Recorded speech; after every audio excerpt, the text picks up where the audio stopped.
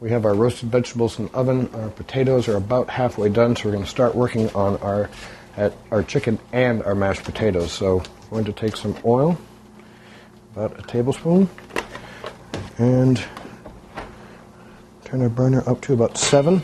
Make sure that our oil is covering the bottom of our pan. And then we're going to take our spinach and we're going to pick off our pieces right where the leaf meets the stem.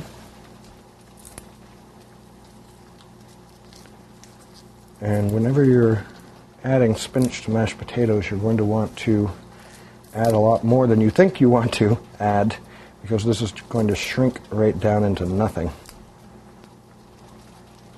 And that's the same reason why I'm not going to cut these. I'm going to leave them like this because they're going to wilt to much smaller pieces. All right, we'll discard our stems, come back to our water, which we'd heated earlier, and we're going to add our spinach and just let it cook for about a minute. All right, while that is working, we're going to go ahead and put our glove on. And I'm keeping this chicken on this plate so it doesn't contaminate another surface, and I'm using this glove so nothing else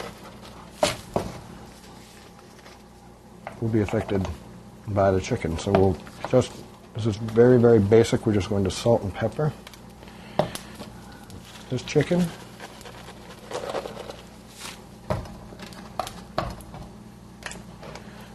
And then we're going to add it to our pan. And we're going to take our plate that our chicken was on, put it right in the sink, and take our glove from the bottom, fold that up, and discard it.